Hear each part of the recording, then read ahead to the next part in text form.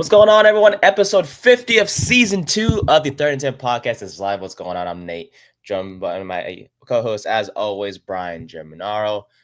New setup here, as y'all can see. My camera is a bit wider, so now you can see my bed, which has my headphones in the background, which is see, here's the thing. So this new setup, I like it because it's a PC setup now. So basically, you can see everything. Everything's on a bigger screen for me, but for the camera, it's a separate thing that I had to add on as my freaking. I was saying, like, please don't tell me that's me. My PC's like, I don't going think off in the I'm not background. getting text messages, but like, Jesus. I know, my goodness. So basically, the camera is separate. So I was like, okay, it's a nice camera, has a ring light on it. But the thing is, a lot more things are visible. So literally, the background, I had to like organize it the day I set it up, which was 2 days ago. And also on my laptop where I used to record my stuff, I was able to kind of look at you, Brian, when you're talking, but also not seem like my eyes are still normal. Yeah, my eyes are at camera level while also looking at you. Now I gotta look at the camera up here, but when you're talking, I'm looking like this. So as you're talking, as you guys can see, I'm already looking at the camera. So it's a weird thing. Whatever. I like the PC thing. It's different. I've had a really PC setup in a long time. I mean, it's probably since like high school. It's been like the last time I used like an actual PC, maybe college, I think, for a class or something. But I've always been an avid MacBook user, and now we're using the powerful M4 Mac Mini, which is a lot more better, a lot more faster, and it makes editing and all that stuff much more fun. So. But happy Thursday to you, buddy. How are you? Christmas is next week, so I'm sure you're excited. Well, of course I'm excited. I've redeveloped a Fortnite addiction, which is great. Oh my god. I don't spend money on it, but I play it a lot. I have a few times. There's a Black Panther skin that I saw on the store, and I usually never okay, so the only time I spend money on video games, and this is bad, is on NCAA packs for Ultimate Team, and I need to, and I'm sure for all of us that play the game, to stay competitive, we have to buy packs. Sure, people don't spend money and they do challenges. No one's got time for that stuff. All of us work. I can't make this my full-time job to play this video game. I got a life. That's what I'm saying. What's up, fellas or Alps? Yeah, I know why you're here. I know why you're here, and I promise we'll get to that like very, very soon. Nice profile picture. And like I said, we'll get to the topic of the day soon.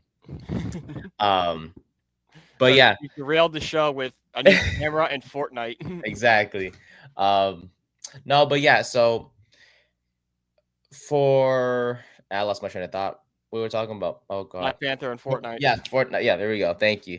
So yeah, so for me, money. Yeah. The only time I spend money is on packs for NCAA, and there's been times where I get good players in packs. Sometimes I get bad players in packs, and it's just like it just depends on. It's a lot of luck that's involved. So if the football gods, you would think if you spent the money, they give you okay, maybe we'll give him a good player. That's what I'm saying. That's what I'm saying. Like the more I spend, bro. If I spent money and the best card I got was a 75 overall, Will Howard, I think I just throw my controller across the room.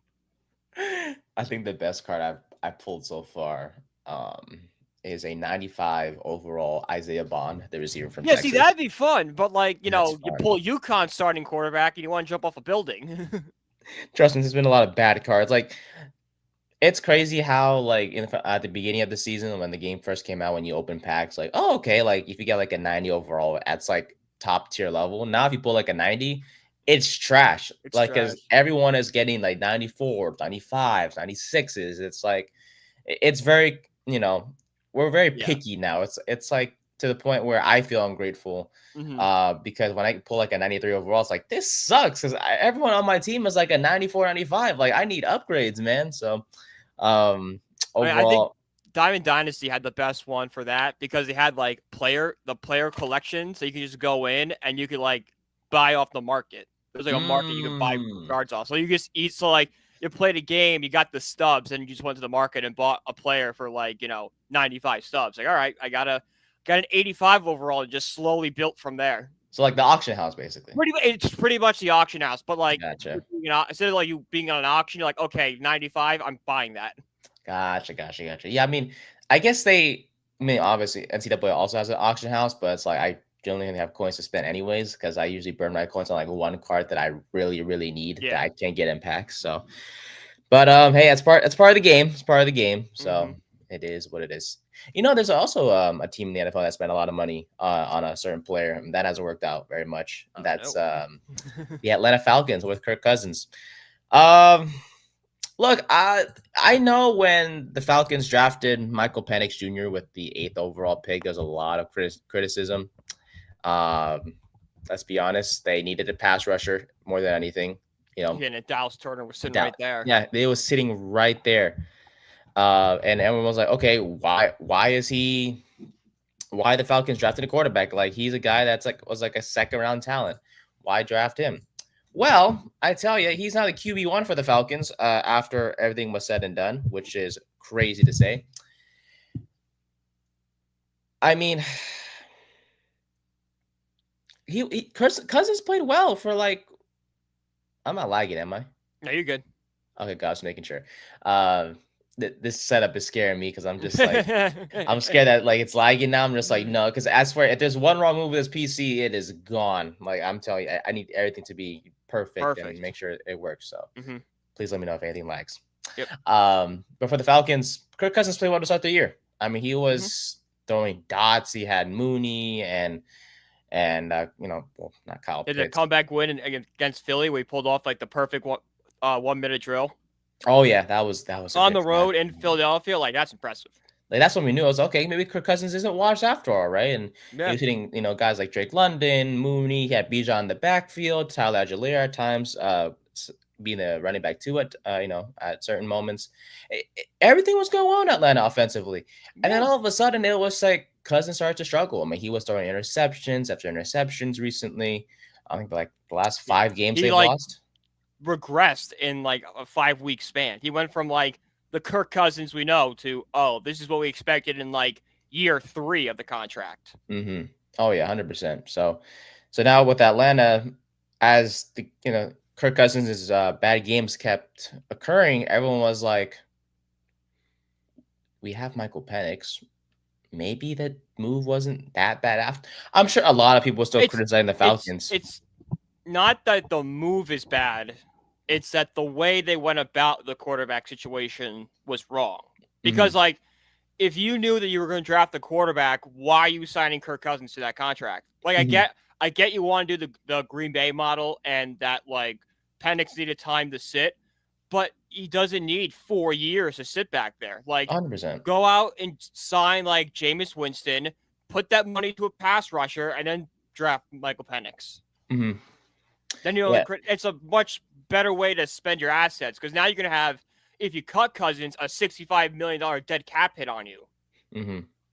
I think they were scared of what Cousins or what happened with Cousins, but they trusted him enough to be like, okay, we'll give you 4 years. And I know it's crazy to think about Penix sitting for 4 years, but we'll see how it works out. Now it looks bad on them that they signed Cousins to that long of a deal. Yeah, like, it looks really bad. And, like, I don't think anyone thought that Kirk Cousins was going to be the problem in this whole thing. I think a lot of it came from, like, what Penix is going to be and that he's older and he can't sit the 4 years. But it really is on Falcons management. Like, what were you doing? I still don't understand it's honestly, this benching makes it look worse because the contract is so bad. And it's going to hurt the Falcons for years. And the Falcons realistically, the Falcons could win now if you just put some money into that defense.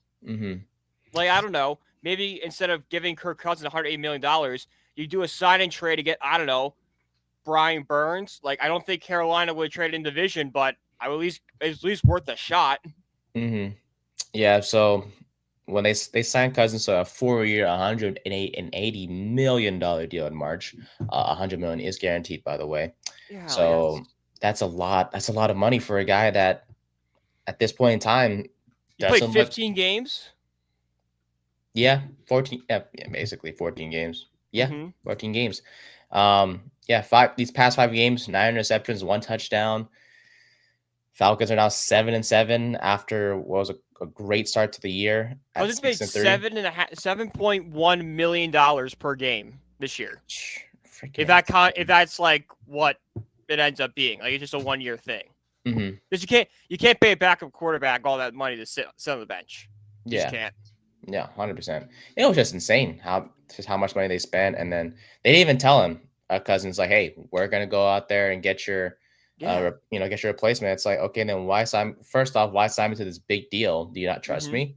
And second, it's like they That would have really factored my decision. Like Kirk Cousins is a nice guy and everything, but do you really think Kirk Cousins was signing the 4 years, $180 million to go be a mentor for that no, 4 years? No, yeah, he's going to compete and win. Like 100%. I'm the starter and no one's touching my job. Now I had this rookie who, yeah, like sure, I'm a nice guy and I'll help him out, but I don't. This is an uber competitive guy. I don't want that guy breathing down my neck the entire time. Exactly. So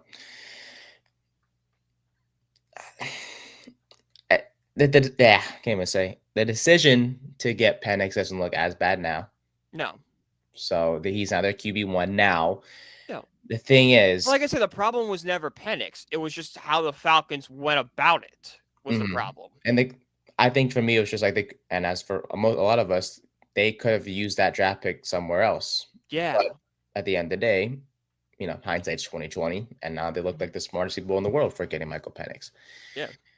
But Now, they also look dumb for giving Kirk Cousins the contract. yeah, So there you go. It's like, which one do you want to go? So the thing is now, with 3 games to go, and the schedule looks very, very light for the Falcons. They're 7-7, but they play the Giants this Sunday. Should be a win for them. I believe they play I think they play the Panthers. As I'm looking at the schedule, as I lost it. Let's see. They play the Giants, the Commanders, and then they have the Panthers to wrap things up. They could easily go 3-0.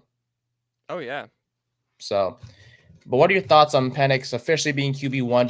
Do you feel like he's ready? What are a few things that you're maybe fearful of from him? He's gonna beat us on Sunday regardless. But Oh yeah, obviously. in terms of the rest of the season, can he lead the Falcons into the postseason? Which is crazy to say, but they are 7-7. It's not out of the water yet. No. They trust him enough. I don't think I do trust Penix because he has played in high leverage games before. Like he did, he was a win away from a national championship in college last year. I know it's not the exact same, but it's similar enough. He can succeed in high pressure situations. I'm I'm pretty confident he's ready for the NFL. The only thing that scares me is that weird throwing motion he has. And that's what scared me about the Giants drafting him too. If he can throw like that can work in the NFL, you're fine. But if that's easy to pick up by defenses, the Falcons are in a lot of trouble. So that's what maybe they're seeing something at practice that the first team isn't picking up on it. But that would concern me if I'm a Falcons fan. That weird throwing motion he's got. But the positive is he can sling. He could sling it, but it looks weird. It looks weird, but hey, just like some NBA players like Lonzo Ball, he may shoot weird, but it goes if it goes in, it goes in. Yeah. But that's the issue. Will it go at the NFL level, or will defenses is it going to be putting into tight windows, throwing like that? So I don't think I'm worried. No. I know it's a weird motion and everything like that, but I think this Falcons offense, it's got enough talent around them that will make up for it.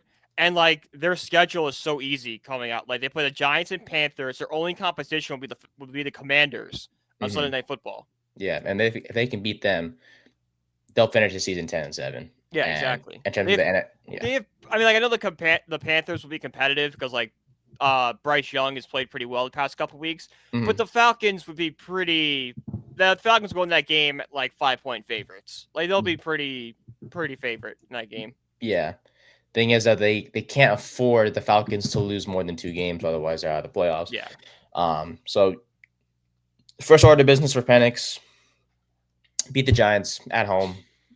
Yep. Easy as that. We'll see what happens with the Commanders the next Sunday after. It'll be tough, I but think just throw the Commanders game out. Just be like, hey, you're playing a high competition. Go out there and just see what you can do. And like, I don't think you can hold anything in the Commanders game against them. Like, you can't praise anything else in the Giants game because the Giants are so bad. The Commanders are so good. You can't like hold anything against them for that game. I think the good thing about Penix sitting behind Cousins, as many young quarterbacks do when they sit behind veteran quarterbacks, is that they get to adjust to the NFL and kind of learn how to decipher schemes and all that stuff. Yeah. I think that's beneficial for Penix, as that's what he did for the first 14 games of the season, which was just sit back and watch Cousins operate and learn from him in practice and learn from the coaches and have that always like the headset on, listening to everything and stuff like that. It helps him learn. And I think he's, from a mental standpoint, he's prepared for these next 3 games. And if he plays well, he's definitely going to be QB1, heading into next year. Yeah, the big question is, will a team trade Kirk for Kirk Cousins? Like, you kind of have to do what the Texans did with Brock Osweiler. You trade like multiple draft assets just to move the contract. And also, or they release him. And they'll eat a lot of dead money, but that might be needed. And I know, but like, dude, it's $65 million. That breaks a record. The record right now is 40. That would be a significant increase from 40. Definitely. And 40 is pretty bad too. Oh yeah, but if they're willing to do it, to do, I guess, do goodbye Cousins and let him go somewhere else where he is needed, then it is what it is. So. Overall, props to Penix. I liked him a lot coming out of the draft. I wanted the Giants to draft him. Me too. I obviously wouldn't expect him to go that high. We were thinking maybe he'll go second round, so we could go get him. But the then Falcons we gotten Tyler Nubin, so that's true. Yeah, love Tyler Nubin as we all know. So, but yeah, props to Penix. His time is now, and we'll see what happens on Sunday when he takes on our lowly Giants, who are for some reason going back to the quarterback that sucks, which is Drew Lock, instead of playing Tim Boyle, which I think it's just respectable at this point. I feel like you get more respect at least you have Drew Lock out there, who like was an NFL starting quarterback at one point, rather than Tim Boyle, who's just kind of bounced around everywhere. Yeah, but Tim Boyle played actually well. I know that, but it's like an optics thing. Like it just looks better to start Drew Lock than it does to start Brian Boyle, the hockey player. Yeah. But yeah, props to we'll see what happens with the Falcons. Props to Penix again. You heard about the story, right? How he found out about the starting job? No, how did you hear about this? So basically, he was at Costco with his girlfriend, and I love him already, man. I loved him coming out of the draft, and I love him even more after the story. He was at Costco getting a hot dog from Costco. He's like, I love this. I love this guy. I know. He was in the food court line, and he heard that he was a starter, and after that, he was like, "Yeah, I'm not feeling hungry anymore." I was like, "No, bro, please eat." Bro, I'm having 2 hot dogs now. That's what I'm saying, man. It's $150. Shoot, give me 2 of them. But pay a whole $3. I love Costco hot dogs, man. Did you hear the story about someone suggested raising the hot dog price at Costco and what the CEO did? Oh yeah, the CEO, the CEO like almost fired him. He's like, if you dare touch that hot dog price, I'll make you unemployed. I will kill you. They legit lose money from hot dog sales. That's what I'm saying. I'm so glad. I'm sure. Obviously, they've changed like the items out there. They took. Yeah, you bring back the churro. They gotta bring back the combo pizza, man. They can't keep going with the whole pepperoni and cheese. They gotta bring back the combo, man. That's the thing.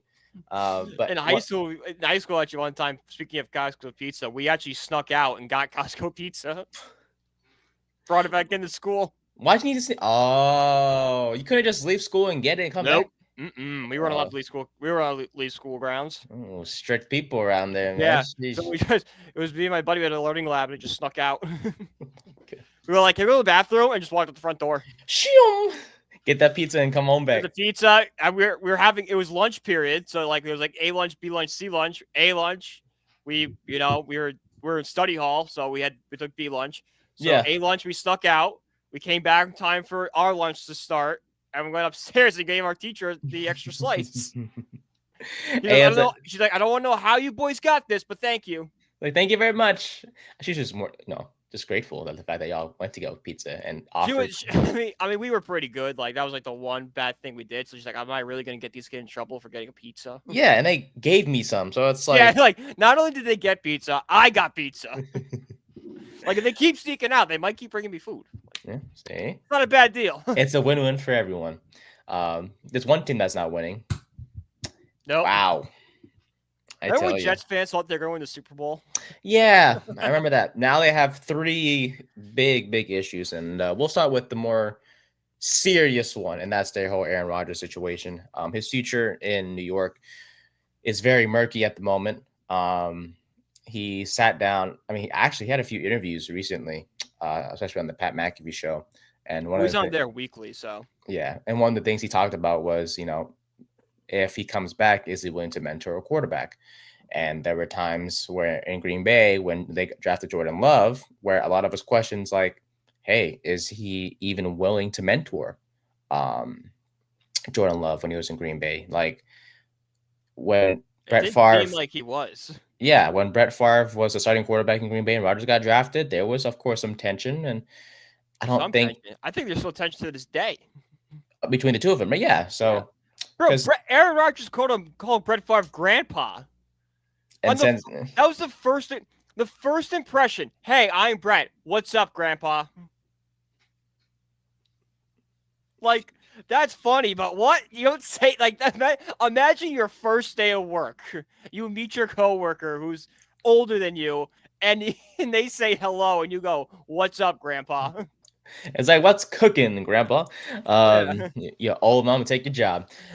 Yeah, Uh, it's like, okay, I hate you.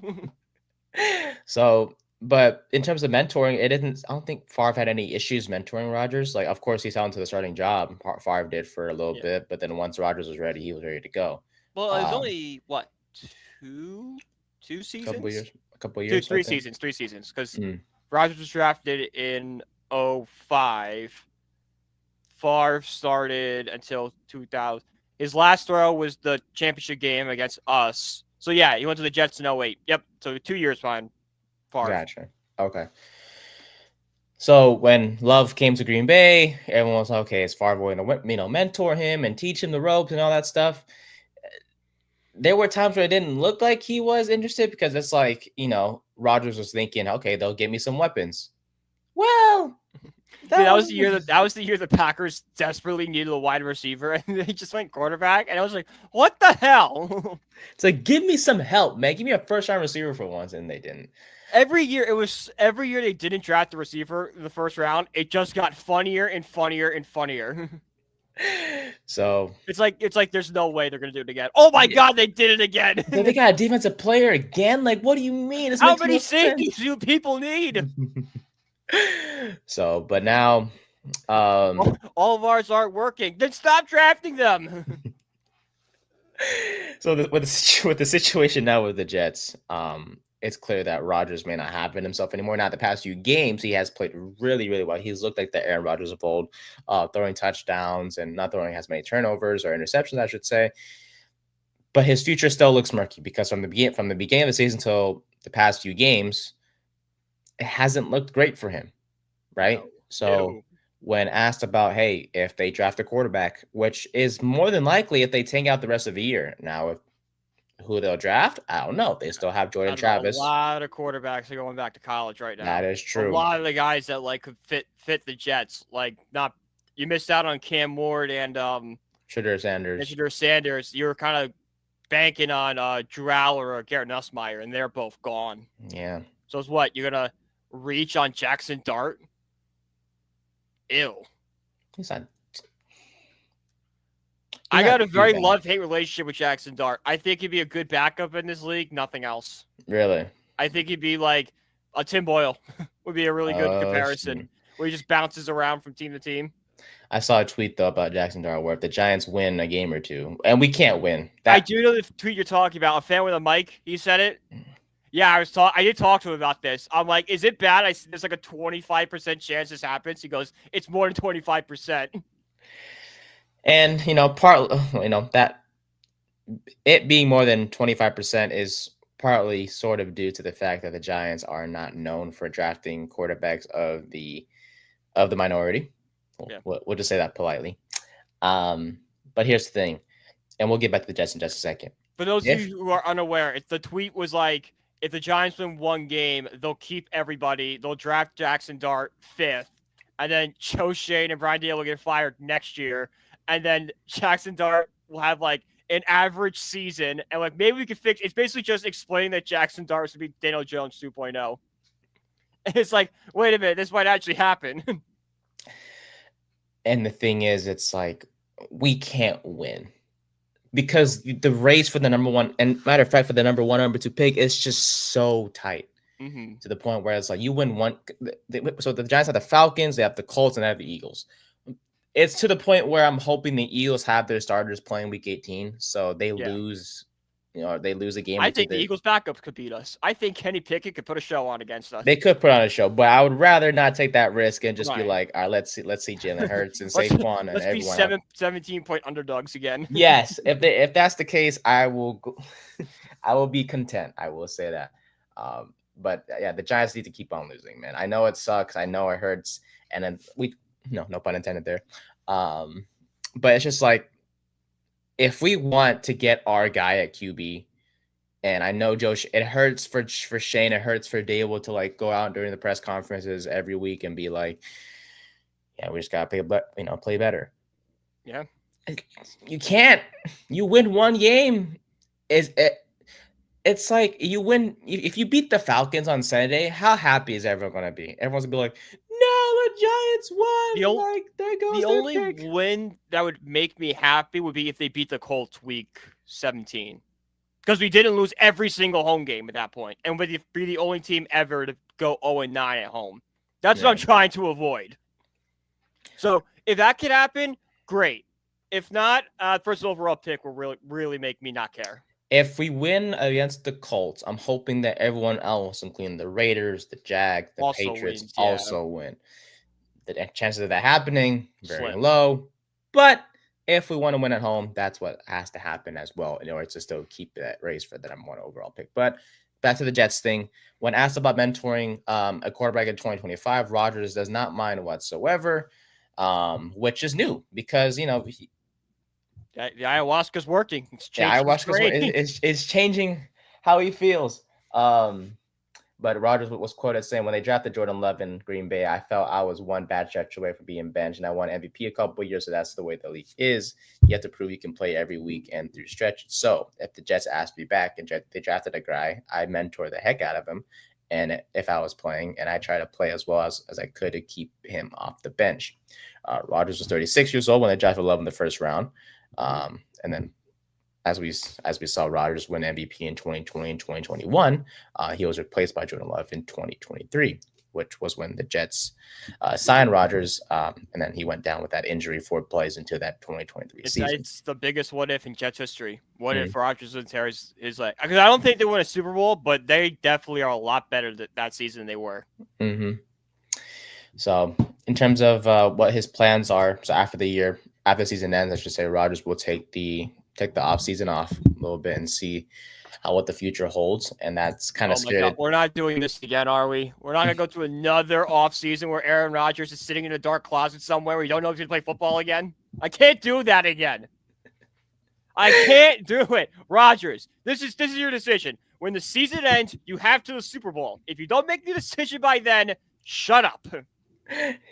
He says unless he gets released right away, he'll take some time after the year, but I'll still take some time whether or not I want to play. So it's either way. If he gets released, see if he keeps playing. But he did say if he leading to a new darkness retreat or something even stupider, which is just an excuse to do drugs. He says if he keeps playing, the Jets will be his first option. Now, the decision isn't really up to him because the whole contract thing. But we shall see. Jets, make it easy. Just cut him. I can't do it again. Every single day when I was up at Siena doing sports talk radio up there, every day was about Rodgers. And every week it was something new about Aaron Rodgers. Like, what did he do this week? Aaron Rodgers did more drugs. That was mostly the stories. As I just heard that George Pickens is out for Sunday. So there goes my fantasy team as I'm looking to change that right now. Oh, speaking of which, I had a guy in my league do absolute chaos. He dropped all of his starters for the playoff teams to pick up. Really? Yep, I want to see how many I got. Sheesh. Oh crap! And the Niners, Isaac Guerrero is One of out them. as well. I got Travis Kelce. Oof. He replace Henry. Well, he'll replace Hunter Henry, I guess. I just have to pick up the backup Niners quarterback because Isaac Guerrero is out for the Niners. So they're not. I think they're down to their 4th string running back now as their starter. It's SF is a big mess right now. They're a team that's the best too. We won't dive too much into them, but we'll talk about them right now. But when you win 2 NFC championships in a X amount of years span, like people ignore it. The Jets haven't won anything since Lyndon B. Johnson wasn't off. No, was Dixon in office by then? I think so. Yeah. No one really feels bad for the Niners. No one feels bad for the Niners. They've had a lot of winning. No one really feels bad for the Jets either. They just laugh at them. Yeah, pretty much. But yeah, back to the Jets. So yeah, if Rodgers leaves, their quarterback room consists of Tyrod Taylor and Jordan Travis. Not the most exciting thing in the world, but Rodgers. If for those of you Jets fans out there who are scared about Rodgers, he did say that there's a lot of reasons why staying with the Jets would be the best thing to happen. They're going to hire a new GM, a new head coach, and everything like that. He's open to everything. But if the Jets release or trade Rodgers, they will take on a $49 million cap hit in 2025 unless they spread over 2 years and all that stuff. We're not into the old money stuff and like that. But cap makes no sense because you can get out of it so easy. The Saints are constantly $60 million over the cap. And that's what I'm saying. And magically get under it by June. Exactly. How do they do that? It's weird. They signed people. They're able to sign these players, and obviously they're able to sign the people that draft. Derek Carr a 5-year contract. They're $40 million in debt. they're taking loans out. Well, give me a loan. We'll pay it back eventually. How did the Saints pay all this money? Oh, they have multiple multi-million-dollar loans to several New Orleans banks. They're going to when the Saints are going to destroy New Orleans financially. But for the Jets, they are glad that Rodgers is willing to take a pay cut, as Rodgers said also in the interview that he's open to everything. He took a pay cut in 2023, a $34 million pay cut. He might take more to help the Jets out as well. So I guess my one main question is, if he does decide to keep playing, are the Jets really the best option for him, or do you feel like there's somewhere else that he could go to have more success? I mean, I feel like they would be, because the only team that would give him a shot to be a starter. I feel like another team brings him in. They're bringing him in as a backup or just a veteran to take over. Could it be us? I don't think so, because the Mars see how bad it was for the Jets. It's we don't want to touch that. Yes, because DeVito, Luck, and Tim Boyle were better. I'm not saying they're better. It's just it's less drama with them. I don't need to worry about my quarterback missing. I don't need to worry about Tommy DeVito missing OTAs because he's high somewhere in Egypt. Have you watched that docuseries yet? I have not. But I am very excited to watch it. Me too. I'm very invested. I cannot wait to hear all this. I would love to watch it with a doctor and be like, none of this is true. Or that's wrong. I think, is it out yet? No, I think it comes out the 17th. That's today. It was a couple days ago. Wow. Oh, okay. Yep. I know what I'm doing tonight. Yep. Dang it. If I had to do all this editing, I'm kidding. Put on the background. That's what I do. True. I got my TV right here. I got my editing right. Yeah, you're right, bro. You're right. That's what I do. I write. I got TV on. That's what I do. But yeah, so yeah, the Jets are the best option, but they need to bring in a competent head coach. Who that's going to be, I don't know. I saw Vrabel was the guy they were looking at. And apparently Vrabel is if they could have anybody, it'd be Vrabel. But does Vrabel want to go deal with Woody Johnson? Vrabel is a Belichick disciple, whether we like it or not. And Belichick has been very clear how much he hates Woody Johnson. And that's someone I want to go to talk about. But we have to also talk about Garrett Wilson, because even he has some issue with the Jets. People close to him expect the receiver to request a trade in the offseason, which adds on to the mess that the Jets have to deal with. That'd be so depressing for Jets fans. He was so good. He was supposed to be the future of that offense. Yeah, he's frustrated for sure. I would be too. Him and Breece Hall were supposed to be the guys, and for some reason, Rodgers has just never built a connection with him. Mm-hmm. Yeah, this year so far, 84 catches, 933 yards, 6 touchdowns, but like that might be somebody the Giants could go look, because you probably could get Garrett Wilson cheap. Coming off a down year, I'm not saying like cheap. You're gonna give it like a draft pick, but like you might not have to offer what you would last year for him. It's kind of like a reclamation project. So yeah, we'll give you like a couple thirds for Garrett Wilson. A couple thirds? I mean, it's probably gonna be more than that. I'll throw in a second. Yeah, exactly. Second. For a young wide receiver like Wilson, who's shown like when he gets the ball how explosive he could be, yeah, I'm willing. I'm willing to give the draft capital for that. Second, third, Slayton. I was gonna say like throw in Hyatt or something. Oh Hyatt yeah, he can go too. Yeah, he can go too. Sorry. Oh, my God. I really keep Slayton Hyatt for being honest. Yeah, because Slayton has done something at least. I will say Slayton's production has decreased a lot. Slayton is just a very average wide receiver. That's all he is. He just misses his boy. Yeah, he misses his boy Daniel Jones. He was the one in the video throwing chairs. There's a video of Brian Dable's press conference, and you hear a loud bang in the background. It's been confirmed that was Darius Slayton throwing a chair across the hallway. Oh, he's sad. His boy's gone. Sad. Well, maybe I saw it on Twitter. I do not know how true it is, but if it is true, it's very funny. Very funny if it is. And for Garrett Wilson, look, this guy's a first-round pick, Ohio State receiver. When receivers come from Ohio State, they are really, really good. Now, the thing is, if he comes back, he still will get to play with Rodgers because Rodgers looks like he is coming back, and if he does come back, he comes to the Jets or stays with the Jets. I think he's the Jets' best option. Like, unless you're gonna because there's no one in the draft and there's really no one in free agency that's gonna be like, this is guaranteed to be better than Aaron Rodgers. So they're kind of stuck. Yeah, unless you trust Jordan Travis enough or Tyrod Taylor, but I mean Tyrod I would trust. I don't think you can trust Jordan Travis. Because not only was he a 6th-round pick, he's coming off major knee surgery or ankle surgery. But he's had plenty of time to rest, so I think I know, but he's like rusty and stuff. That is true. But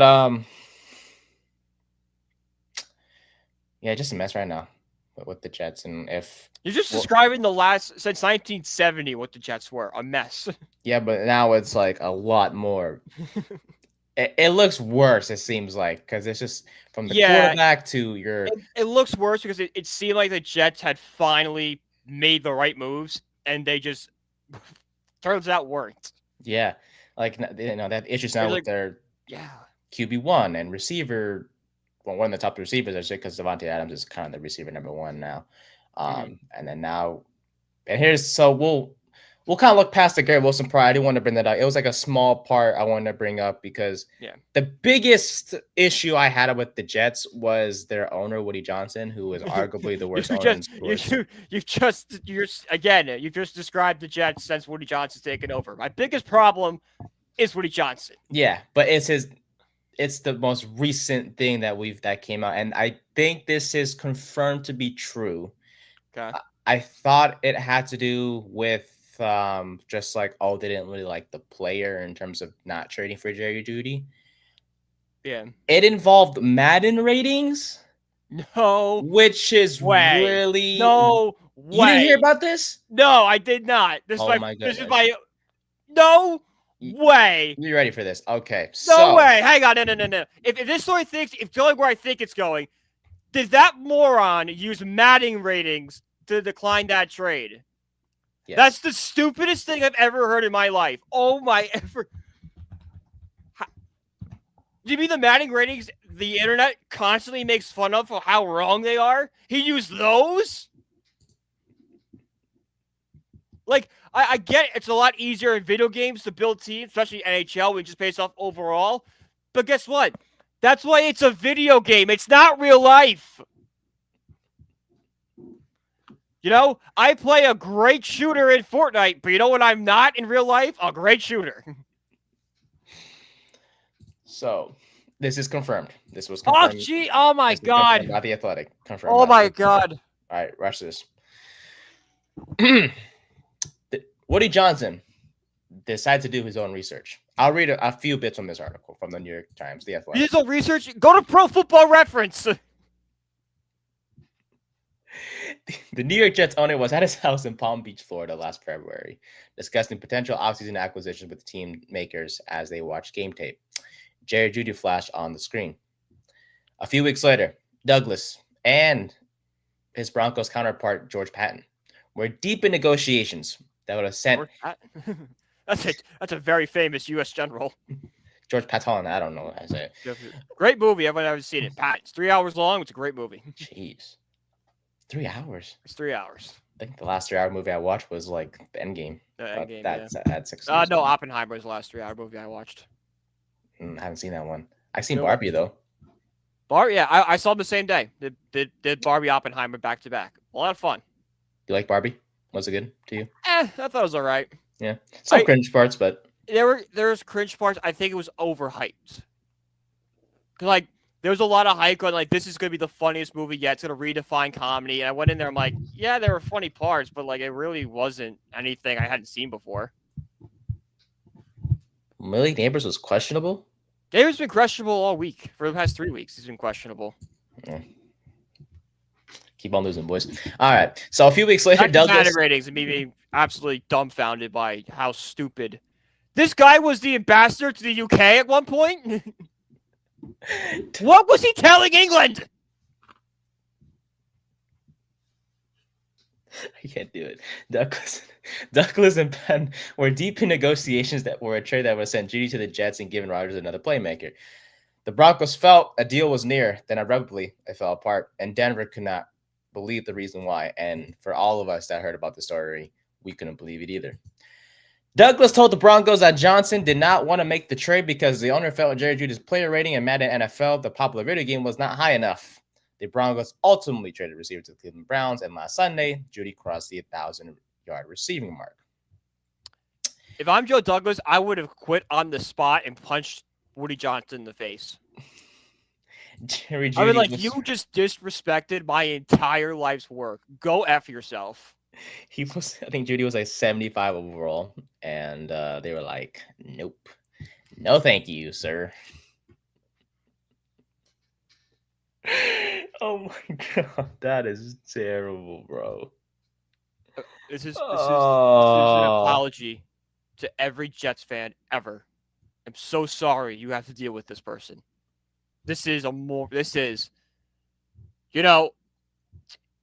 We've been looking for a title since Dan Snyder left. We're looking for a new challenger to emerge as the worst owner in the NFL. A lot of people thought it'd be David Tepper. It looked like David Tepper for a little bit, but he's actually has come out and I would say given us some things to give us a second chance. He said he's going to be very more hands-off owner, do more for, let the football guys handle it. Great. Woody Johnson just solidified himself as the worst owner in the NFL for blocking a trade because he didn't like a player's Madden rating. John Mara doesn't even know what Madden is.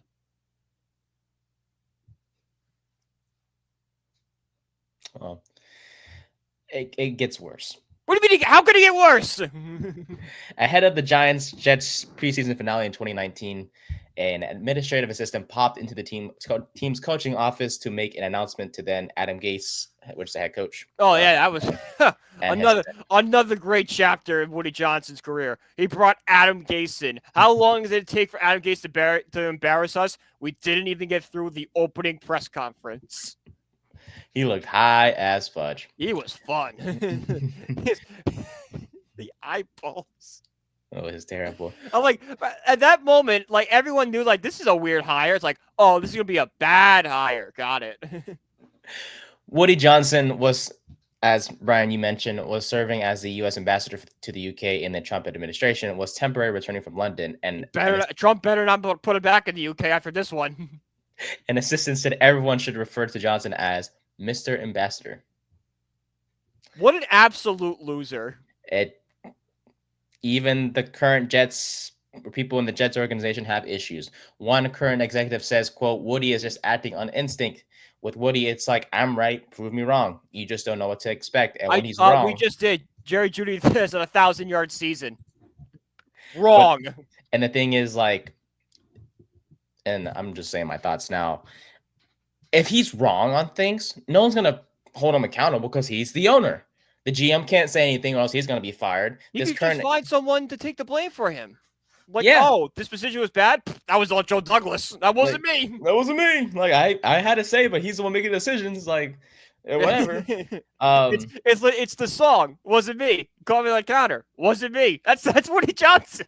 But I think both Johnson. Well, he's not cheating on his wife. He's just horrifically running a football team. But I think for both New York owners, we have major issues with Mara right now and stuff like that. But I think just both New York owners are just so incompetent. With Johnson, apparently, when they traded away Zach Wilson to the Broncos in April, Denver asked Douglas to include the final pick of the draft, which is 257th overall. And according to a source familiar with the negotiations, Johnson instructed Joe Douglas to instead trade the 256th pick, which was the pick before the last pick. And the reason why was because to kind of not save the image, but rather like kind of have them stand out so that way they can pick the last guy. Yeah, no, I know. I get it. It's a marketing thing. Yeah, the marketing thing. Yeah, it's free publicity. Yeah. It's like, oh, who's Mr. Relevant of 2024? Oh, it's him. He went to the Jets. Yeah, because I guess he kind of wanted a copy what the Niners did when they got Brock Purdy. Yeah.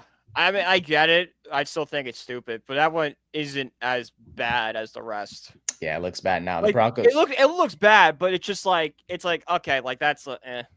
I see it. I see where he was coming from. It looks bad though. The Broncos used that pick that the Jets traded to them, the 256th pick, to get offensive guard Nick Gargilo, who is on the Broncos active roster. The Jets drafted Jalen Key, an Alabama safety, who is no longer on their practice squad and did not survive the final roster cut down. Before the start. You can't make this stuff up. Before the start. You really can't. This team is cursed. There's no other definition. No team can be run this incompetently. It has to be they're cursed. You know what also gets worse, right? How did it get worse? So apparently the whole Madden stuff was influenced by his sons. And for oh god, there's more. for some employees, the sons' involvement with their father, because the sons had a blog called Jets X Factor, and Woody would cite something from his son's blog, and that kind of was his argument against opinions from other people. Not only did they not trade Jerry Jeudy for Jerry Jeudy, I should say, because of his Madden rating. Another example was when Woody Johnson refused to sign free agent guard John Simpson due to so stupid, lackluster awareness rating in Madden.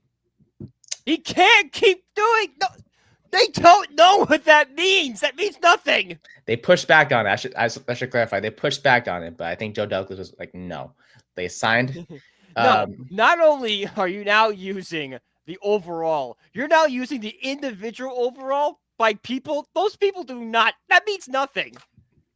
Impact awareness rating? Get out of here. That's made up. That's a made up thing. Douglas signed him anyways, the GM, and he's had a solid season and an actual stat. Joe Douglas deserves to be front office person of the year this year.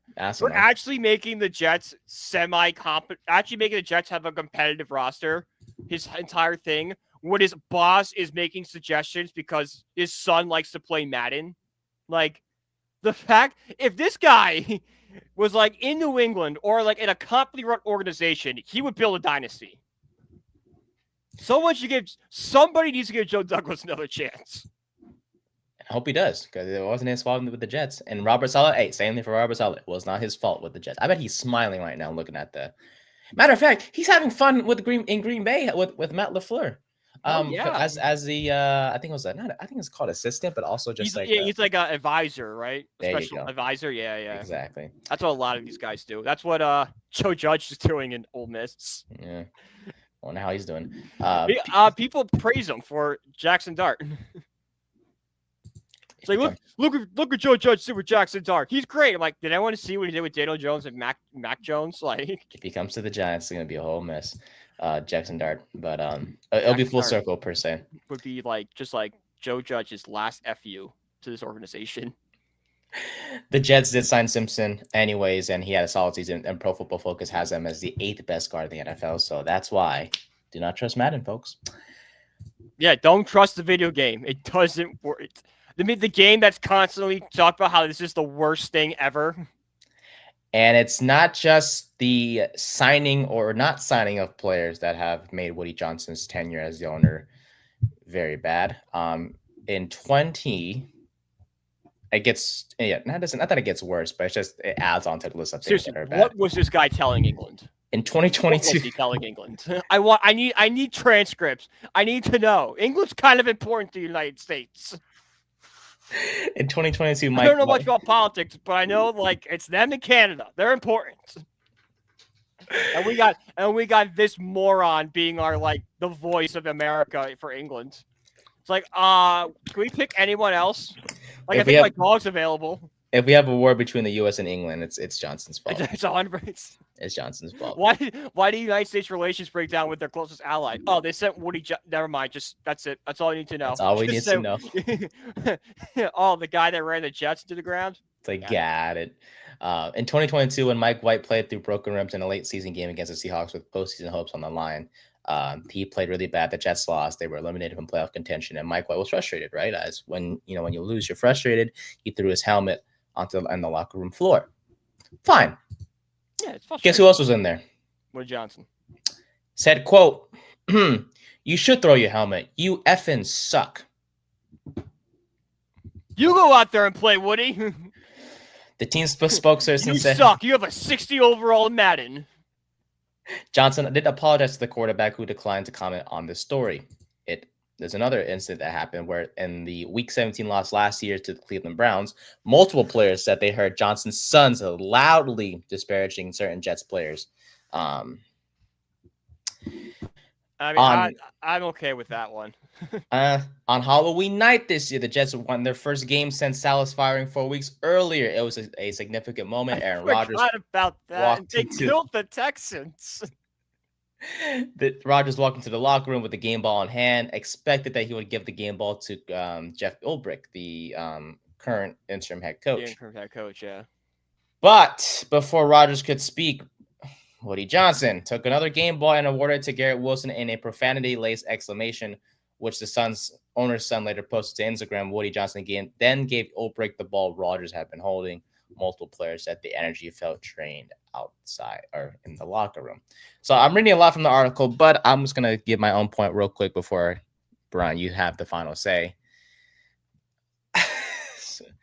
I tell you, all these events that occurred, holy crap.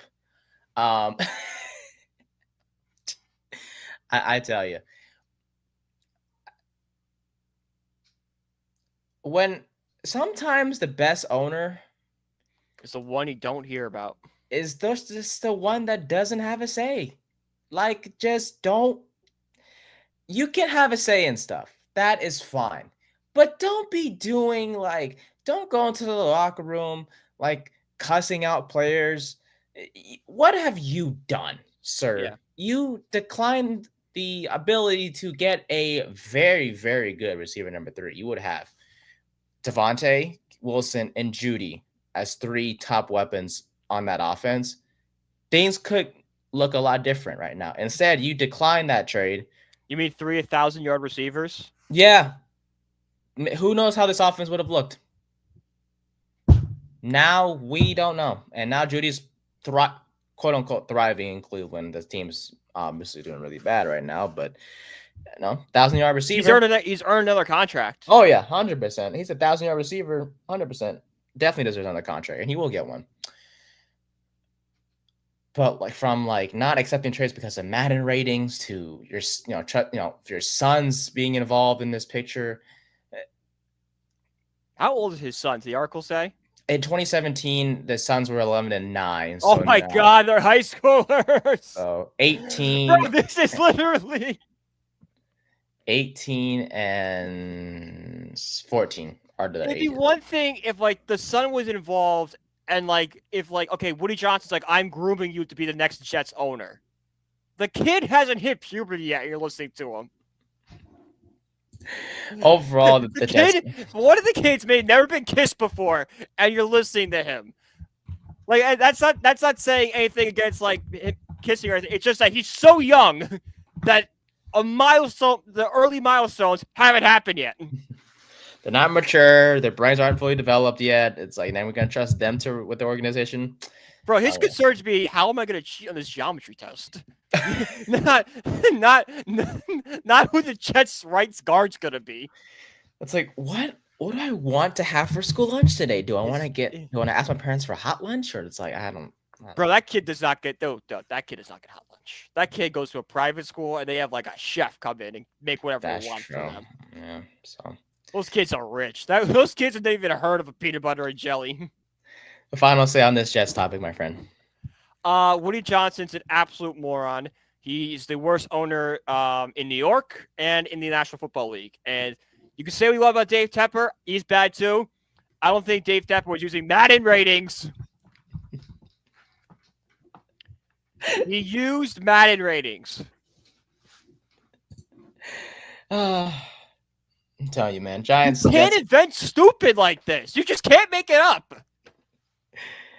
Giants and Jets fans, we can all unite, man. At least Mara is like, semi-competent. Yeah, sure. He's not like, at least like he was fighting to keep Saquon. At least it's like an actually smart football move. He's not like Saquon Barkley's Madden ratings in 98, so we need to keep him. He was like, Saquon Barkley is a big part of our offense. How are we going to replace that? You know what? That's a fair question to ask. Well, he also fought to keep Daniel Jones, and look at us now. I mean, I'm not saying he's perfect. I'm just saying he's not using Madden ratings. The bar is not very high here, Nate. It's on the floor. Alrighty. But yeah, the Jets fans, hey, hang in there, boys. Well, maybe good things are. You know, Jets fans, just go drink a beer. You deserve. On me. I will pay for Jets fans beer. All right. Oh, God, they need some. Let's move on to a more, I guess, happier topic for sports fans. I think I got a lot of enjoyment on that one. Notre Dame, time to Irish shine. baby. Let's go. Once again, congrats to your Irish for making the college football playoff, and yeah, all the work y'all put in starts right now. Indiana, first team on the bucket list. How do you feel about them? What are your thoughts on this game? The key to the game, all this good stuff is all you, my guy. How do you feel about your Irish? I feel good. I feel confident going into this game. Indiana, they had a great season. Don't get me wrong. They really did. It's great for them just to be here. There's a bright future for that program. But they did not have a marquee win all season. They really didn't. They played easier opponents, and when it came time to play hard teams like Ohio State, they faltered.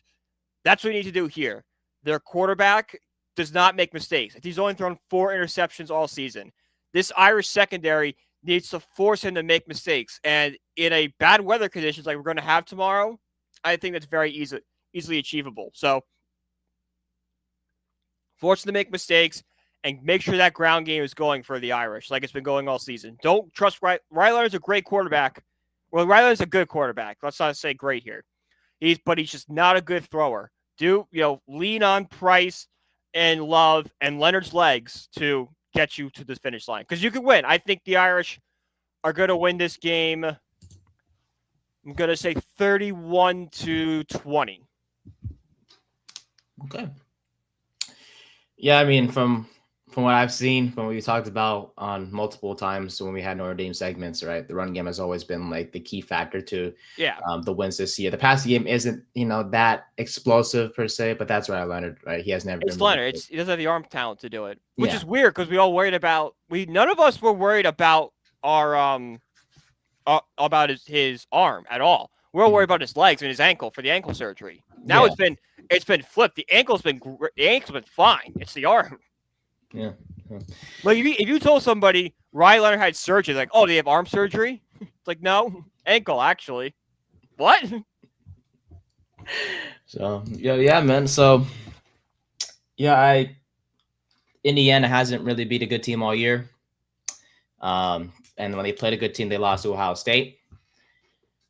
At home, in Ohio State, too. In Ohio State. Like, now they're going to Notre Dame. Not doesn't ideal. look too good. Yeah, it doesn't look too good for Indiana right now. Now they'll put out a fight, but I don't think they'll. This is the most confidence I've had going into a Notre Dame game, maybe since the NIU game. And I guess that's kind of like a bad omen because of what happened in NIU. But this team, if you watch Here Come the Irish on Peacock, which I highly recommend, very good. You just see how Marcus Freeman changed. He's pushing. He's not hiding from the fact they lost to NIU. He's like, yeah, we lost NIU. We can't look over opponents anymore. We have to get better. And he's just motivating them. And that's been a tactic he's used all season. Against Louisville, he was playing highlights from the Louisville game. Like, just so like, hey, this is what happened last time we play them. We're not letting that happen again. And that's basically what the mantra's been all season. Don't let it happen again. So I feel like Freeman's the perfect coach to motivate his guys towards a national championship. And even if it's not this year, I feel that within the next few years, the Irish will be in a national championship game. Take care of Indiana first. Take care of Indiana first. Don't look over opponents. No, sir. It's all Indiana this week. And if you guys play them, you guys take on Georgia. If we win, we take on Georgia, which is a winnable game. It's a winnable game. With or without Carson Beck, or both? I think it's without Carson Beck. Last time I heard, it's no Beck. Ooh. Now, that could change. That game is not set to, I think, like January 1st. Yeah, it's going to be a minute. Yeah, it's been a little bit. Beck could get better. But, we played a game, they have it in a month. That's true. All righty. Before we go on to our top 5 analysts, quick F1 update, because the last time we did, I announced my favorite F1 team, which is now going to be Mercedes. So, my boys, George Russell and shit. Oh, fudge. Yeah, see, this is really bad. This is not Liam Lawson. Let me explain. I will get to Lawson in just a bit, but now I just forgot who the other guy freaking is on the Mercedes team. This is bad. This is bad. I will say, though, for Mercedes, we did sign Valtteri Bottas as the reserve driver for Mercedes. For those of you who don't know, Bottas was Lewis Hamilton's teammate for Mercedes for quite a while. And it's funny because yesterday I was doing research on a certain event in 2021 where Lewis Hamilton and Max Verstappen were battling it out for the Drivers' Championship. And it was a very controversial ending. And we'll save that topic for another day. But I was watching the video. It was unbelievable how that race ended. It was a lot of weird rules that were not followed or guidelines per se. It was ridiculous. And Hamilton should have won his 8th championship, but I digress. We'll save that story for another, maybe not. Well, not next week, because quick disclaimer: no episode next week. It's Christmas. It's Christmas, guys. So be with your families. Yeah, be with your families. Don't listen to us yell. Don't listen to anyone, man. About Woody Johnson anymore. Exactly. Don't listen to anyone. No more. Go be with your family. Go look at them. Exactly. So you gotta talk to them. Just be in the same room as them. Exactly. Just don't. If anything, watch like football or the Christmas basketball games. Don't be listening to podcasts. Watch Rudolph. Get the spirit. Charlie Brown or something. Like stuff like that. So from Mercedes, yeah. So it's George Russell and Kimi Antonelli. So those are the 2 drivers for Mercedes. I keep forgetting the Kimi guy because he's coming up from F2, which is right. He's the guy you called up. Yep. Exactly. So, but Bottas is the reserve driver who rejoins Mercedes after racing for Kick for the past. He's been racing for Kick recently. Kick Sauber, to be exact, is their name, and the team freaking sucks. So I'm glad that he's back on a winning team now with Mercedes. So if needed, he will race for Mercedes. If needed, I should say. But for Red Bull, big news out of there. Red Bull is notable because Max Verstappen drives for them, and Sergio Perez was Verstappen's teammate for a few years now, and Checo has had a few notable moments for Red Bull, specifically also in 2021, where Perez was very helpful in Verstappen's run to getting his first championship of his career. There was a time where Perez had he was in first place, but he was low key just trying to slow Hamilton down, so that way Verstappen, who was trailing by a lot, inch closer to the first place position. Basically, it was like strategy involved, and Perez was really good. Blah blah blah. Perez signed, I believe, an extension in June. It was like a 2-year extension. He was released after what was a terrible second half of this year of this season. So Red Bull decided to let him go, and it was replaced by Liam Lawson, who it's weird because it's also weird. Look, I'm still learning too, so I'm trying to learn all this. Red Bull has 2 teams in F1, so there's a regular Red Bull team, and there's like the quote unquote junior Red Bull team as well. The other one. The other Red Bull team. So Lawson, Red Bull one. Oh, good. The A-team one. Nope. The other team one? It's like, yep, the other Red Bull team one. It's like, what? So the Red Bull, we'll call them the Red Bull 2 team. So Liam Lawson. It's like the Giants have, like the Maras owning 2 football teams. It's crazy, honestly, how it works, but it's super fun to learn about too. Mm-hmm. So Liam Lawson, a 22-year-old driver for formerly the junior Red Bull team, was promoted after Perez was released. For Lawson, he debuted in 2023 for the junior Red Bull team when Daniel Ricciardo broke his hand ahead of the Dutch Grand Prix and made 5 appearances, and then replaced Ricciardo for good this year at the U.S. Grand Prix in October. So Lawson, he's a lack of experience, I would say, in a way. Barely going from F2 to debuting in 2023. Yeah, and a little bit of a change for him, right? So, and now you're driving for the main Red Bull team, I should say. We'll see how he does there, but he does replace Perez, and it's not like it matters much for Verstappen anyways, because Verstappen's kind of I don't really give a fudge guy. Honestly, doesn't care who his teammate is whatsoever. He's really good on his own. Literally almost won the whole freaking Constructors Championship, which is the team championship, by himself because of how many wins he had this year. But overall, Lawson is your new Red Bull driver number 2 for the main team. There was some debate between him and Yuki Tsunoda, but Tsunoda stays on the RB2 team, and then we'll see what happens from there. But just a quick F1 update for those of you interested. And I'm still, like I said, still learning myself, still watching things, so reading articles and all that good stuff. And hopefully I'm prepared by next season. All right. Well, something that me and Brian are both knowledgeable about is sports analysts. There's a lot of them. We hope to be one of those people too one day, and get paid a good amount for it. That would be fun. But we have some notable ones out there that we like to watch and all that good stuff. So with that being said, Brian, who's your top 5 favorite analysts of all time? My top 5, number 5 is Mark Sanchez, because I think Mark Sanchez will say anything on a microphone. Like, there was one time where I was in college, I was watching the game at my buddy's house, and Mark Sanchez goes, "That guy runs faster than a teenager clears his browser history." We rewinded the tape like 6 times. We're like, there's no way he just said that. That's amazing. And then he also had a comment about like lotion or something at one point too. I'm like, get out of here right now.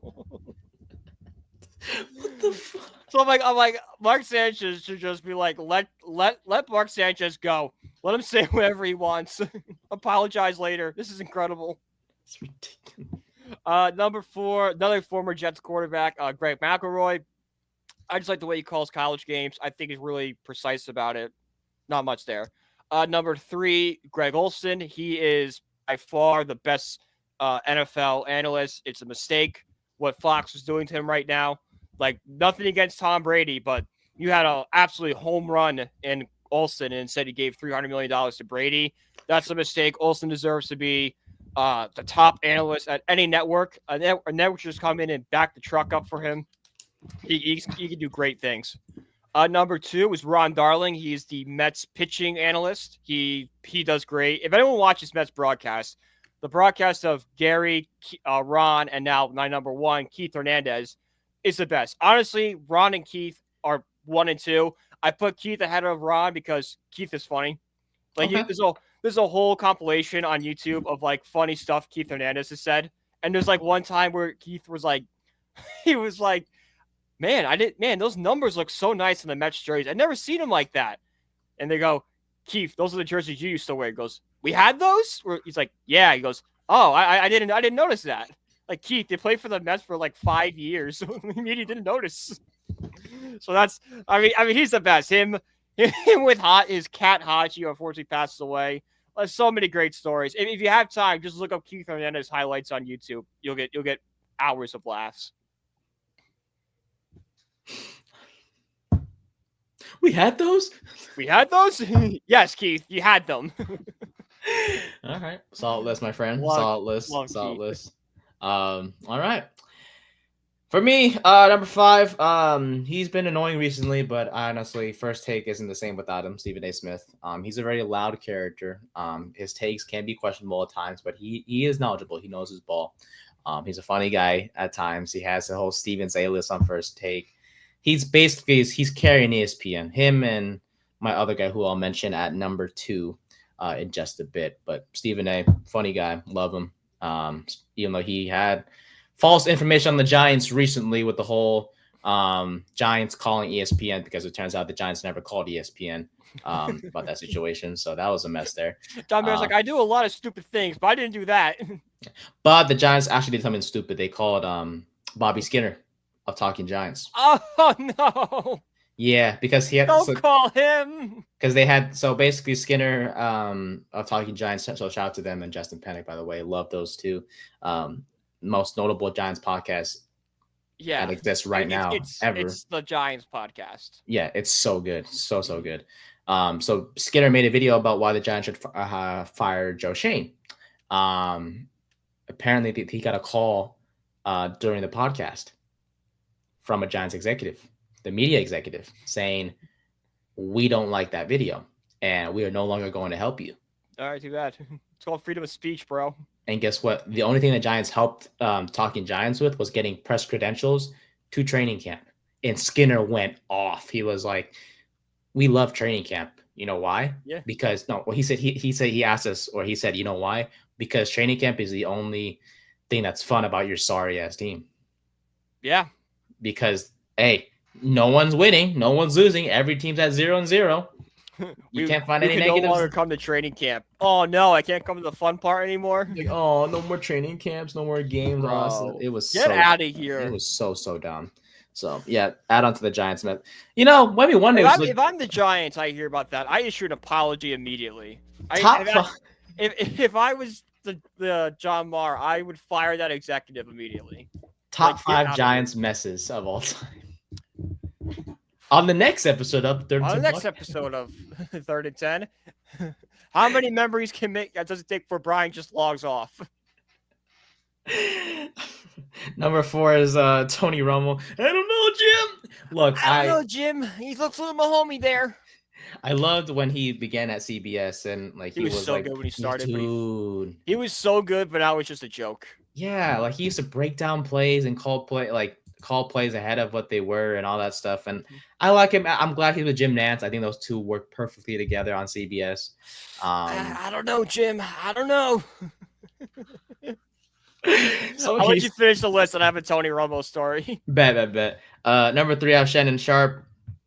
Came from Fox Sports. Joined ESPN as part of First Take. He's always been a humorous guy too. He has his own show as well, Club Shay Shay. Yeah, which is that's the reason why he's at ESPN now. They wanted that show. Yeah, he's a very unfiltered guy. Yeah. He's known for a few adult related things, but we won't dive into that too much. But he's a funny guy, and I like him, and he knows his ball pretty well, and he's a very big advocate for LeBron James. So. Yeah, gotta love the guy. really big advocate for LeBron. Number 2 is I get Skip Bayless hating LeBron, but you need to go the exact opposite the other way. Do we just have a neutral opinion on LeBron? I don't know. I think he's good. He is the GOAT. He is the greatest person to ever touch. You ever heard of Jesus? Even he could do some of the things LeBron could do.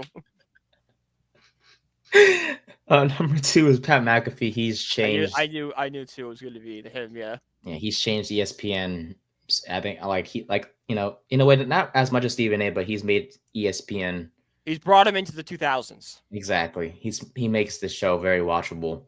Yeah, he's been phenomenal, honestly, with the Pat McAfee show to College Game Day. He's made everything worth watching because of the humor he brings, because of the team he has behind him, just everything about him. He's such a character, and who knew a former Indianapolis Colts punter would be as successful as he is as a podcaster. Is McAfee the most famous post NFL player right now? Yeah, I would say, yeah. Yeah. I mean, like him and Brady, I think would be like 1-2. Like I think Brady's one. Manning's probably up there somewhere, but I don't think he's high. Yeah. I think McAfee's higher. Yeah, I think McAfee has made a bigger impact. I mean, Brady, he barely started. Yeah, so I think Brady's barely started, but like just name power alone. Mm-hmm. Peyton does great with ESPN stuff, but like even that's kind of tapered off. Yeah, like Peyton's Places was really cool, but since he stopped that, it's just kind of been. It's just the Manning cast. The Manning cast, yeah, but like that's with him and Eli. But I think Pat McAfee, like he explores all sports. He's just an entertaining personality guy. Exactly. But even football, because like if you're not a football fan, you can still watch the Pat McAfee show and enjoy it. You can't watch the Manning cast and not be a football fan. You can't watch Peyton's Places and not be a football fan. Yeah. And then number one, it's not one analyst, but just honestly all four of them because they're all good at their damn job. The Inside the NBA cast, Shaq, Ernie. Best. I know all four of them: Shaq, Ernie, Kenny, Charles. All four of them. Last postseason might be one of the funniest moments in TV history. Last postseason, he ran up the stairs and tripped. Right, yeah, and then they had to and then did the chalk outline.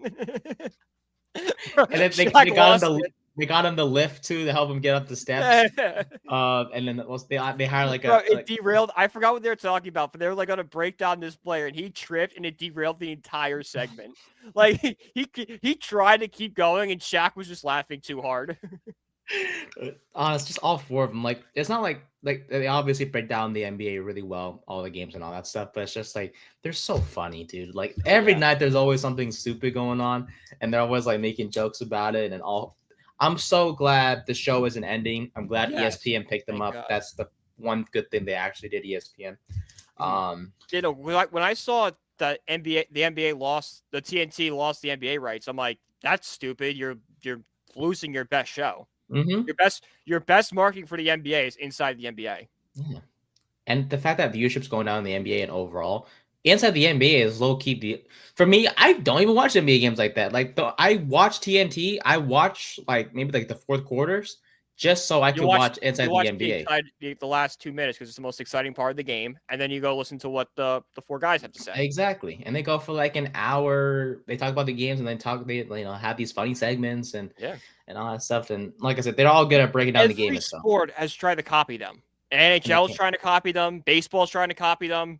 Football hasn't done it yet because they've been doing inside the NFL for years. So it's kind of its own thing. Mm-hmm. But like baseball and football, they're doing everything they can to copy what inside the NBA is doing. Mm-hmm. Oh yeah. I think the NHL is having some success with it, mostly because of Paul Bissonnette. Baseball, I think it works to a degree, but not as well as the other two. Mm-hmm. It's hard to replicate, but because you need the personality, those four are great personalities. Paul Bissonnette's a great personality. It was funny it's funny with like A-Rod and Jeter and Ortiz, and just knowing how much Ortiz hates it, and just watching Derek Jeter in the postseason this year was so funny because he was so pissed off. And Yankees lose. Like, I'm going to stab you. Shut up. David Ortiz was, oh my god, he was. David Ortiz is like a perfect guy for that kind of show. I know he's right. Personality. Put him with Jeter. Jeter doesn't have much of a personality, but it's kind of funny the Yankees stuff. How much he hates the Yankees. How much Jeter loves the Yankees. And then A-Rod's just there for some reason. He's like, yeah, I was a Yankee. Rodriguez was, but it's like I'm not as much as Jeter. It's like. Yeah, because A-Rod was a Mariner. He was a Ranger. Like, he bounced around. He didn't really want to go to the Yankees. He originally wanted to be a Met. Yeah. So, but overall, inside the NBA, all four of those guys, those are my number one analysts because they break down the game really well, but they're also very humorous and they're just fun to watch. So, that's my top 5 for you. And I believe you had it's a quick rum. Like when we do the Tony Romo voice, like I don't know, Jim. We also would do Chris Collinsworth. And it might sound us. It'd be like Chris Collinsworth and Tony Romo just talking to each other. It'd just be like, now here's a guy I don't know, Jim. It's a little more homey. Now here's a guy. Patrick Mahomes. Now this is a guy. That's all it would be. It was just the stupidest conversation, but it was so entertaining for us. What a throw by Josh Allen. That's something Mahomes would also do too. Oh, that was so Mahomey. All right, let's end it. Let's end it. I'm telling you, dude. Both of those guys, they're funny in their own ways. They're funny because they're not trying to be funny. They're unintentionally funny. That's just who they are. Like, I love Chris Collinsworth, but like not because he's a good analyst, because he's an absolute joke. You're so bad at your job. Here's a guy. Here's a guy. And his son sucks too from Notre Dame. Jack Collinsworth sucks. What is he, receiver? No. He's an analyst. You're just like the pregame. Pregame shows. It is a nepotism hire to the max. It's just like, my dad is Chris Collins. So what makes you qualified to take this job? My dad is Chris Collinsworth. You're hired. They are cool, perfect. Well, man. Interesting. That's NBC for you. All righty. Well, that'll do it for episode 50 of season 2. It's crazy how we've gone this far already in season 2. I don't think we've reached this far in season 1. This is episode 50. What a great episode for people to turn in. I know. Last one before Christmas break. So next week we'll have the week off, and then we'll be back for this episode 51. So Notre Dame plays on Friday. They win. They move on to the next round. For the Giants, they play the Falcons this Sunday. Then they play the Colts next Sunday. So we'll break down shortly both of those games. Hopefully we'll lose. Keep it simple. Because the more we lose, the more we get a better chance to get the number one overall. To a quarterback. Shitter Sanders coming to New York. But yeah, we will. I'm sure we'll have clips throughout the rest of the weekend. Also, next clip-worthy moments in this show. I tell you that, yeah, that's for sure. Especially the Jet segment too. But you can follow Brian at BrianPG1016. You can follow me on social media as well, Nathan_Nguyen24, and of course our podcast page here at 3rd and 10 Pod. So for Brian, I'm Nate. We hope you guys have a Merry Christmas. We hope you guys have a good New Year's as well. When is New Year's again? The week after Christmas. So questionable. We'll see you next year, everybody. We'll see you next year. Yeah, we'll keep it. We'll see you next year. We hope you guys have a good Christmas, a good New Year's, a good Hanukkah as well for those of you who celebrate as well. Is that started yet? It starts on Christmas apparently, and it ends on Yeah, I know. It starts on Christmas, ends on January 2nd. So that's how Hanukkah works, I guess. Oh, it is 7 days, so. Yeah, there you go. All right, boys and girls. Happy holidays to you. Thank you for your support as always for our podcast. We see it, we appreciate it, and it just only motivates us to create better content for you guys. So we'll see you guys next year. Merry Christmas. Happy New Year's. Peace.